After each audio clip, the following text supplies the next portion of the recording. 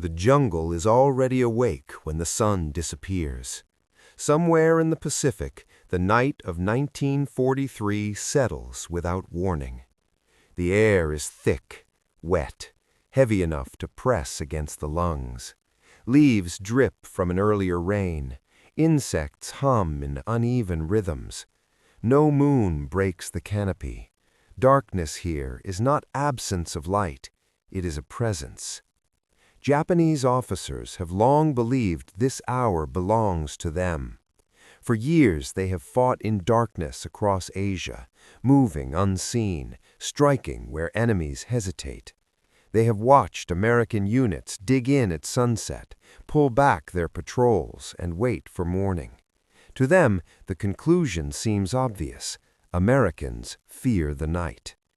But tonight, the jungle does not behave as expected. Boots move slowly through mud, measured, deliberate. Rifles are held close, metal dulled, no words spoken. A small American patrol advances without flares, without signals, guided only by training and memory. Every step is calculated, every breath controlled. Ahead, a Japanese company rests in what it believes is safety after dark. The assumption has already begun to fail, and the night is about to prove it. By the time the Pacific War entered its second year, both sides believed they understood the nature of the enemy. These beliefs, shaped by early victories and painful defeats, hardened quickly into doctrine. Japan entered the war with confidence forged over decades. Since the late 19th century, Japanese military culture had emphasized aggression, endurance, and initiative, especially in difficult terrain and limited visibility. Night fighting was not an improvisation, it was a tradition. Officers studied it formally. Enlisted men were drilled to move silently, navigate without light, and attack with sudden violence. During campaigns in Manchuria and China throughout the 1930s, Japanese units repeatedly used darkness to offset material disadvantages. They learned that fear spreads faster at night than bullets. This experience shaped expectations. When Japan struck across the Pacific in December 1941, its forces moved fast and often after sunset. From Malaya to the Philippines, Allied defenders, including American units, struggled to respond. Many early American formations were inexperienced, poorly trained for jungle warfare, and burdened by rigid command structures. Night was treated as a time to consolidate, not to maneuver. Defensive perimeters were drawn tight, patrols were limited, commanders feared confusion more than surprise. Japanese officers noticed. Reports from early campaigns frequently described American troops as hesitant after dark. Prisoner interrogations reinforced the perception. Japanese doctrine already assumed that Western armies preferred daylight, order, and visibility. The Pacific seemed to confirm it. The jungle amplified this belief. Thick vegetation swallowed sound. Darkness disoriented even veteran soldiers. To Japanese planners, night became a predictable advantage, a weapon as reliable as artillery. By 1942, this assumption had become embedded in operational thinking. Japanese units expected American forces to halt movement at sunset. Camps were arranged accordingly. Night security existed, but often with the expectation that initiative would remain Japanese. Patrol routes were predictable. Rest cycles assumed safety through darkness. But this confidence rested on a narrow slice of time. The American military that entered the Pacific in 1941 was not the one that would fight in 1943. Early defeats forced rapid, often brutal adaptation.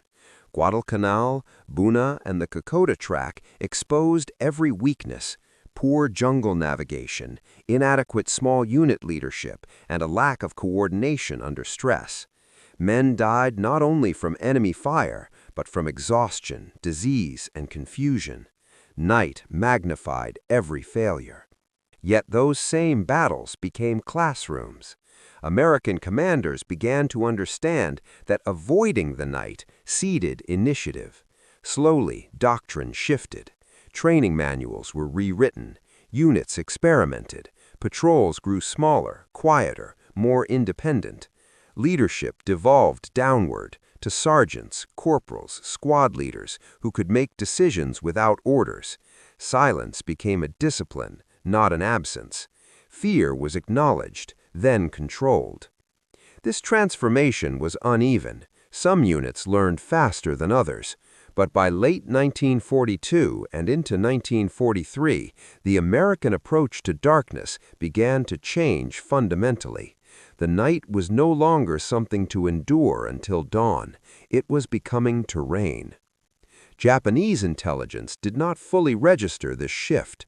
Reports still reflected earlier patterns. Officers continued to believe that Americans lacked the cultural instinct for night combat, that they relied too heavily on firepower and visibility. These assumptions persisted even as the battlefield evolved beneath them.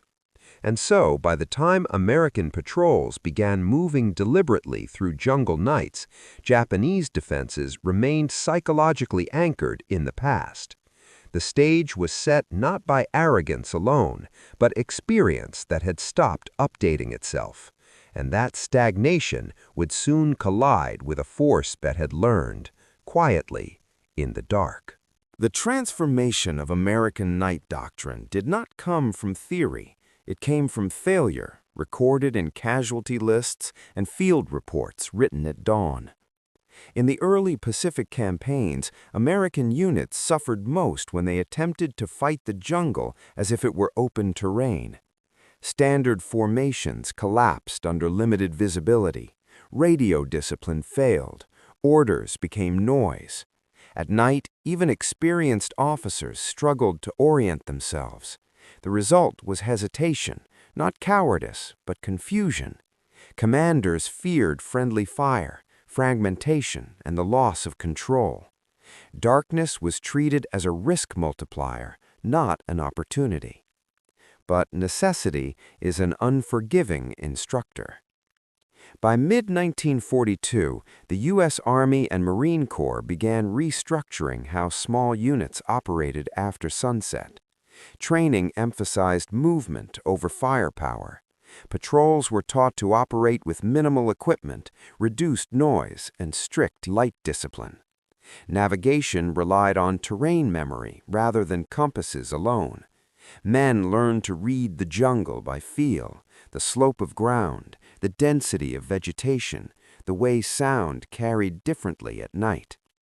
Most importantly, leadership shifted downward. Night patrols could not wait for permission. They required initiative at the lowest level. Squad leaders were trained to make independent decisions, when to halt, when to bypass, when to engage, and when to withdraw. Orders became simpler, objectives narrowed. Success was measured not in territory taken, but in information gained and disruption inflicted. This evolution was particularly visible among American patrol and raiding elements. Marine raider units, Army reconnaissance teams, and infantry patrols assigned to perimeter security began operating aggressively after dark. They probed Japanese positions, cut communication lines, and ambushed supply movements. These actions were rarely large, but they were persistent. The jungle no longer slept. Technological adaptation followed. Weapons were adjusted for close-range fighting.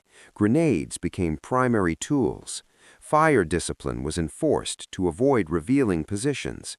Radios were used sparingly, often replaced by prearranged signals and timing. In some cases, patrols operated entirely without communication, relying on rehearsals conducted repeatedly during daylight hours. Crucially, American forces learned restraint. Unlike earlier encounters, where night contact often resulted in chaotic exchanges of fire, Later patrols emphasized silence even after engagement. The goal was not annihilation, but paralysis, striking quickly, then disappearing before the enemy could organize a response. This required discipline under pressure, a quality developed only through repeated exposure to fear. Japanese units began noticing something was changing, but interpretation lagged behind reality. Reports mentioned increased American patrol activity. Some officers attributed it to desperation. Others believed it was localized or temporary. The underlying assumption remained intact. Americans were still thought to lack the instinct for sustained night combat. Japanese doctrine continued to view darkness as a fundamentally friendly environment, especially for units resting or regrouping. This misreading was subtle but decisive. By 1943, American patrols were no longer merely defensive screens, they were instruments of disruption. They entered enemy-held terrain not to hold ground, but to shatter assumptions. Japanese companies that believed night meant relative safety found themselves observed, mapped, and tested without knowing it. The jungle amplified the imbalance. Japanese defensive layouts, optimized for daylight assaults and expected night probes, often relied on predictable sentry patterns. Gaps existed, not from negligence, but from habit.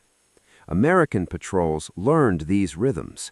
They watched, they waited, they memorized, and when they moved, they did so with purpose.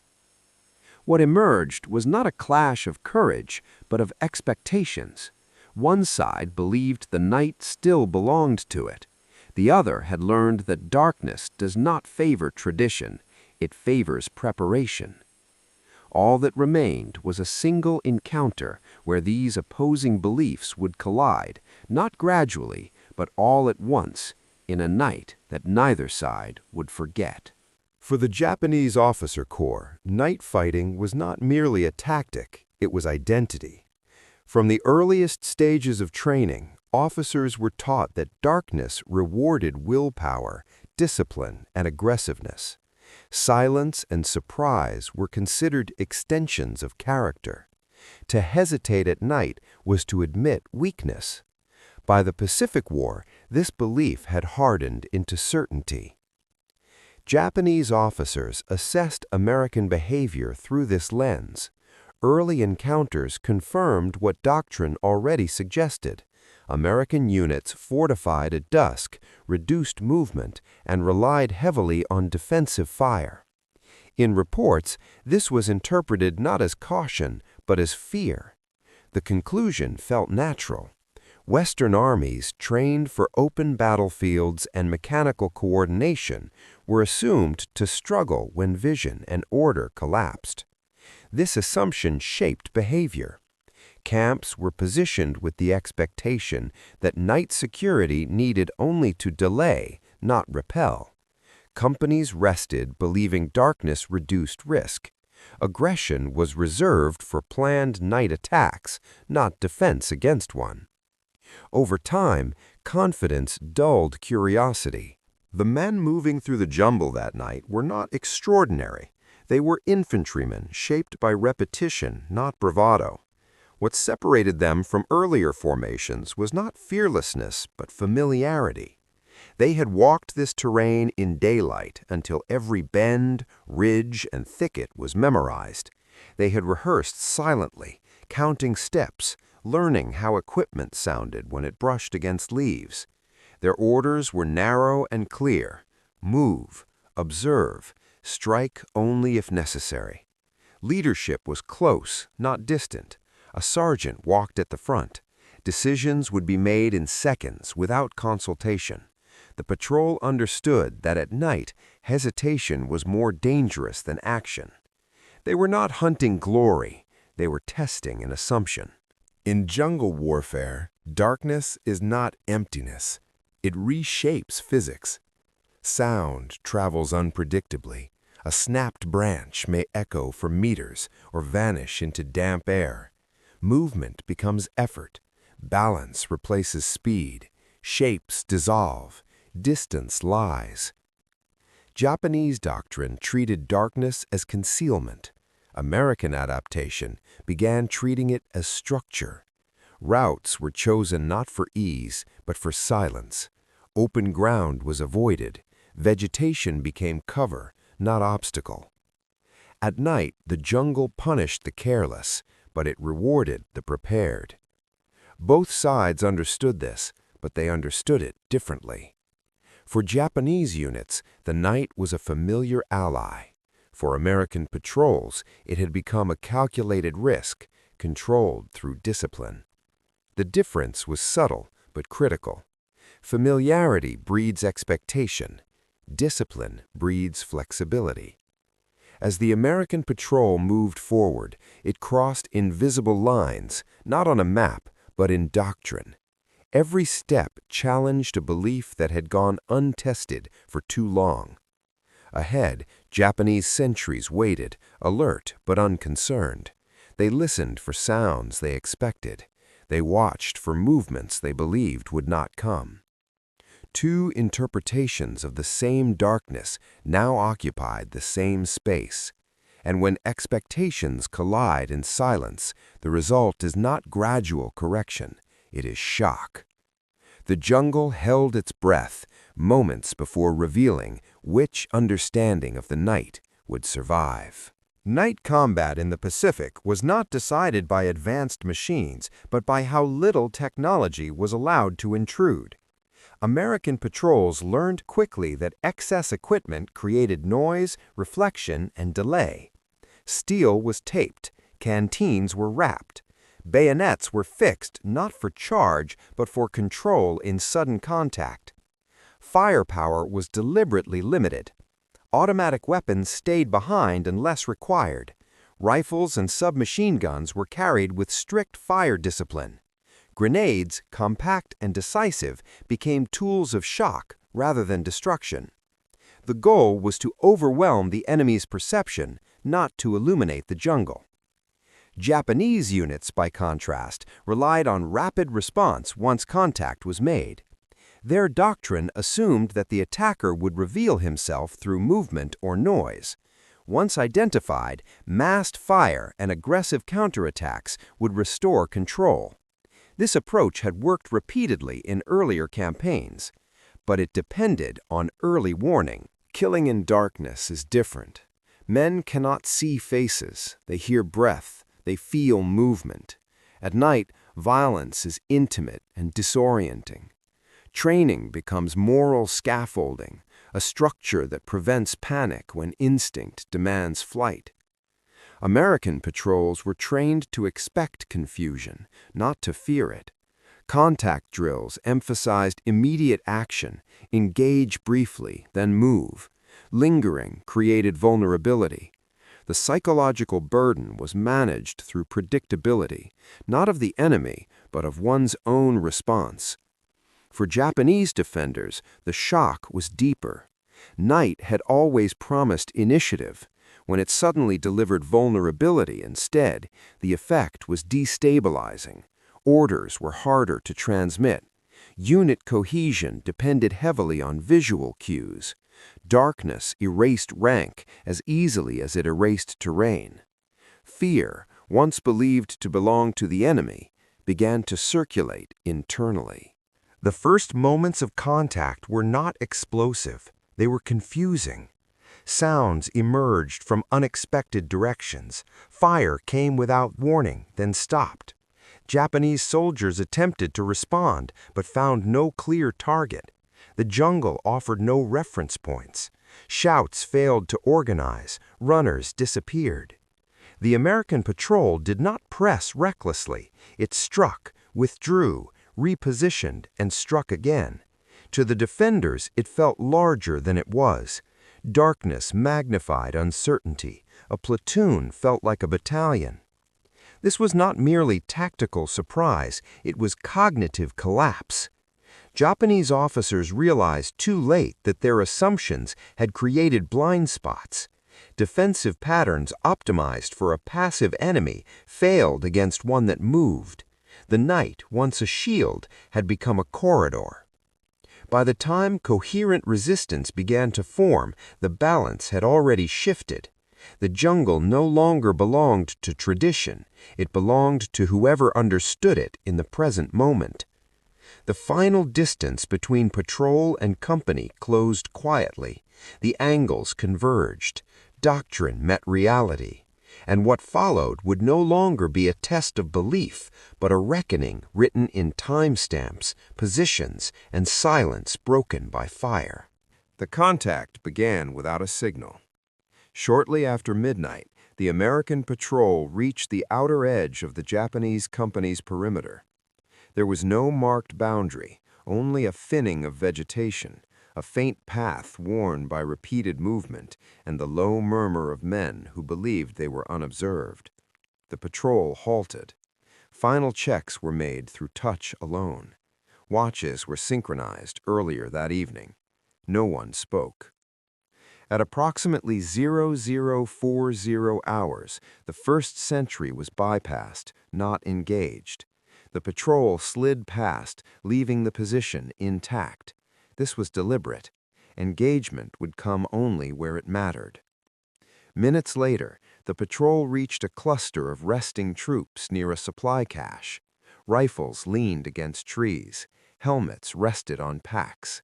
Security was present, but oriented outward, not inward.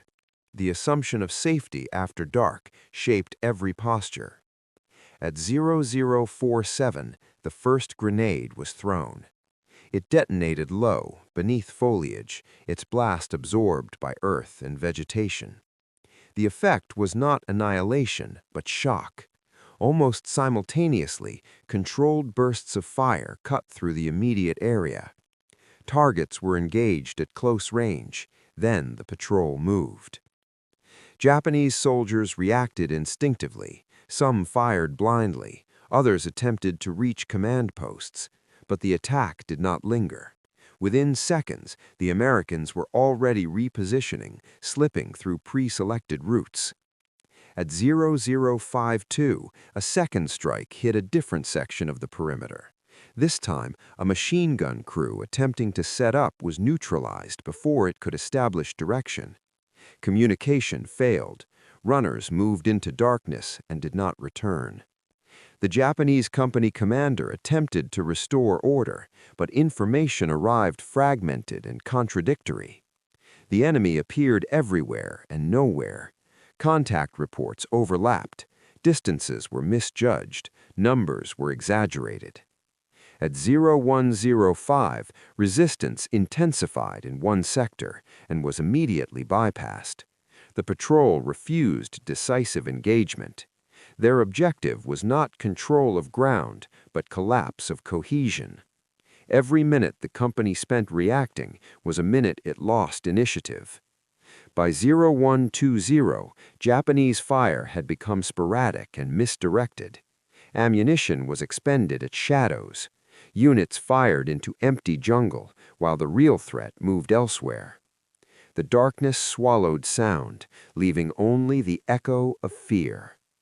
The American patrol continued its pattern: strike, vanish, strike again. The company's internal structure unraveled. Platoons could not locate each other. Orders could not be verified. Rank lost meaning. The belief that Americans avoided night fighting disintegrated not in a single explosion, but in dozens of small, precise actions that denied the enemy certainty. By the time the Japanese commander realized the scale of the disaster unfolding, the patrol had already set the conditions for total collapse, and the night was far from over.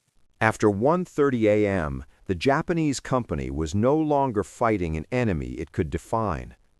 Attempts to establish a coherent defensive line failed almost immediately. Men moved toward shouted orders only to find empty ground.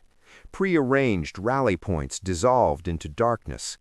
Officers discovered that authority, so dependent on visibility and formation, weakened rapidly once men could no longer see who was giving commands. At approximately 1:42, a final attempt was made to concentrate firepower. A heavy weapon team tried to bring its gun into action along what was believed to be the main avenue of approach. Before the weapon could be fully emplaced, grenades detonated at close range. The crew was neutralized. The gun never fired a sustained burst. That moment broke the company. From then on, resistance became individual rather than organized. Small groups fired briefly, then went silent. Some soldiers attempted to withdraw into deeper jungle, colliding with terrain they could not navigate in panic. Others remained where they were, pinned by uncertainty rather than fire. The American patrol did not pursue indiscriminately. Its leaders understood the danger of overstaying. At 02:05, with objectives achieved, withdrawal procedures began. The patrol disengaged using the same discipline with which it had attacked, silently, deliberately, without marking its exit. By 02:20, contact ceased almost entirely. The jungle returned to its natural sounds. Insects resumed their rhythm. Smoke drifted slowly beneath the canopy. For the Japanese survivors, the silence was more disturbing than the gunfire. It offered no explanation, only absence. At dawn, the extent of the destruction became visible. Bodies lay scattered through positions that had never faced a frontal assault. Equipment remained where it had been abandoned. Defensive lines existed only on paper. The company had not been overrun, it had been undone. Reports compiled in the early morning hours were terse. Casualties were severe. Command and control had collapsed within minutes. The enemy had not stayed to exploit success, yet the psychological damage was total. A belief that had guided years of doctrine had been erased in a single night. For American commanders reviewing the patrol's debrief, the significance was immediate. This was not an anomaly, it was proof. The night was no longer uncontested. For Japanese officers, the realization was slower and more painful. Darkness had ceased to be sanctuary. The enemy they believed feared the night had learned to master it quietly, methodically, without ceremony. The turning point was not marked by a flag raised or ground taken.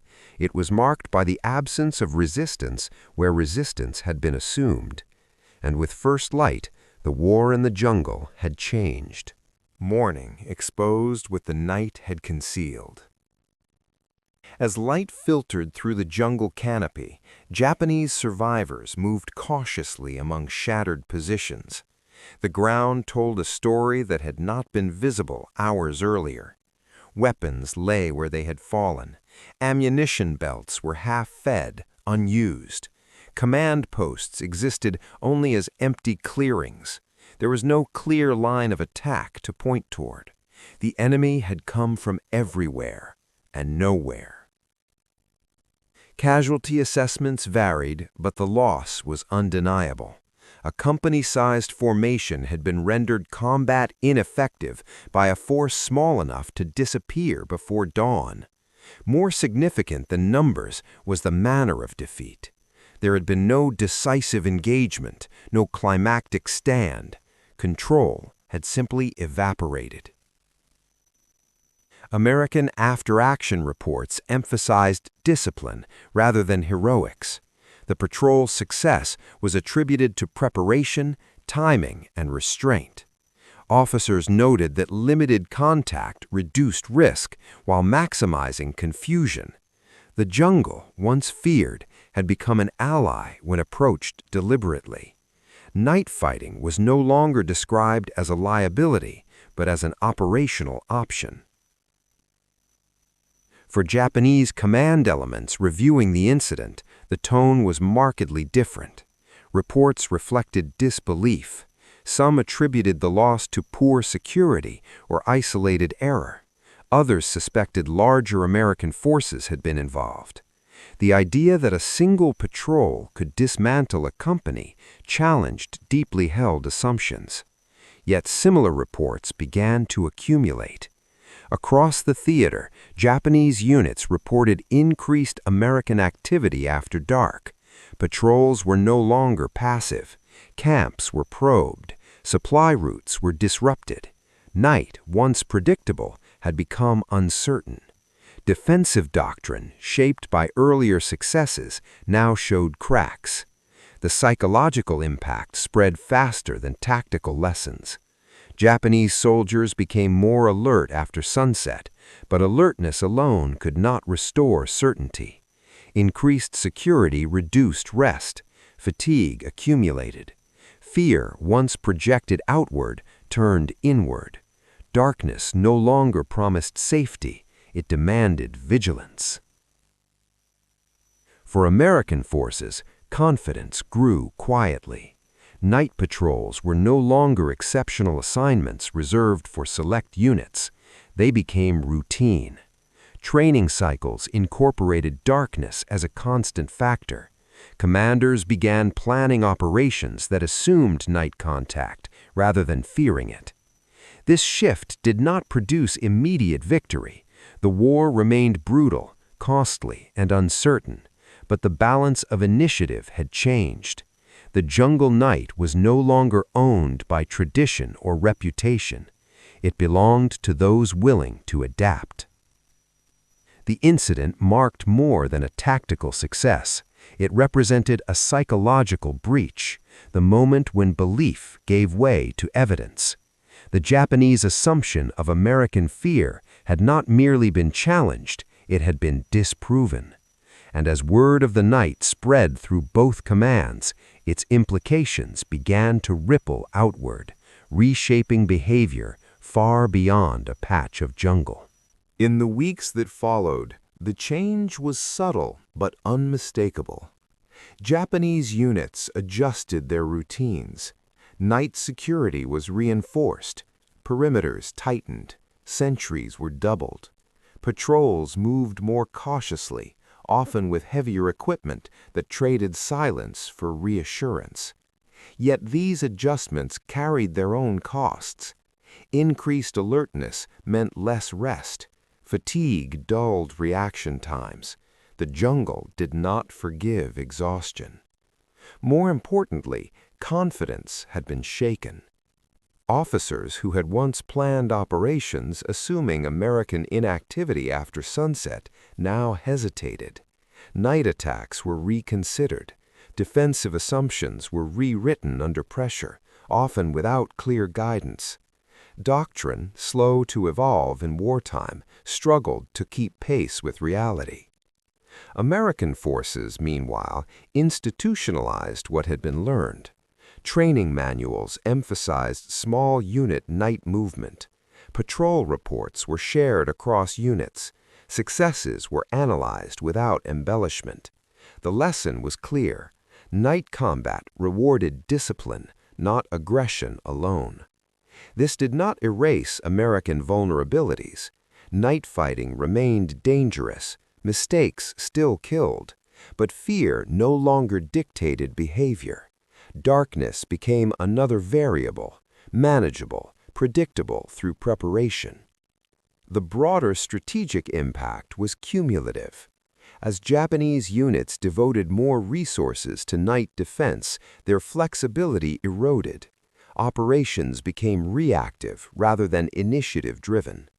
American commanders exploited this, using night patrols to shape daylight battles. Enemy positions were mapped, weaknesses identified. Morale was tested before major engagements began. Psychologically, the shift was profound. For Japanese soldiers, the night jungle lost its protective identity. Sleep became lighter. Movement after dark became hesitant. The emotional burden of constant vigilance replaced earlier confidence. War became not just physically exhausting, but mentally corrosive. For Americans, the opposite occurred. Night patrols fostered trust in small unit leadership.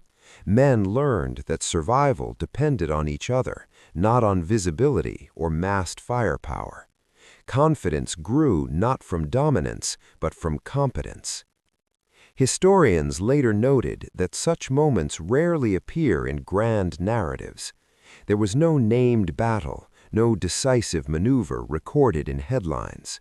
Yet these encounters accumulated, altering the character of the war. Superiority shifted not through technology alone, but through adaptation. The belief that Americans feared the night did not vanish overnight, but it no longer guided decisions. Once a doctrine loses predictive power, it ceases to be doctrine at all. By the time later campaigns unfolded, Japanese forces treated night with caution rather than certainty. American units treated it with respect rather than fear. The jungle remained unforgiving, but the balance of understanding had changed. The night that erased a company did not end the war, but it marked a quiet turning point, the moment when darkness stopped belonging to one side. And in that realization lay the deeper lesson still to come. Wars rarely change in the moments that draw attention. They change in the margins, in patrol reports written at dawn, in assumptions quietly abandoned, in lessons learned too late to be reversed. The night in the jungle did not favor courage or cruelty. It favored understanding. Japanese officers had trusted experience, and for a time that trust was justified. Night fighting had served them well across earlier campaigns, but experience, when left unexamined, becomes memory rather than knowledge. The American patrol did not win by rejecting fear.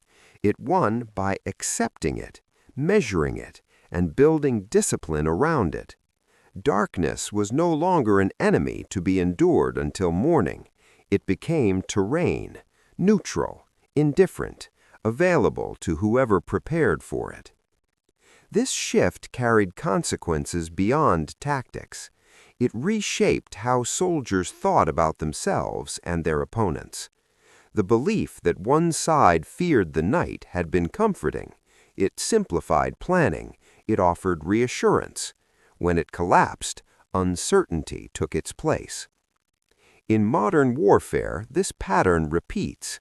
Technologies change, uniforms change, terrain changes, but the danger of assumption remains constant. The enemy who adapts quietly is often the one most underestimated. The jungle that night did not remember ranks, flags, or doctrine. It responded only to movement, sound, and hesitation. In that environment, certainty was lethal, and humility became survival.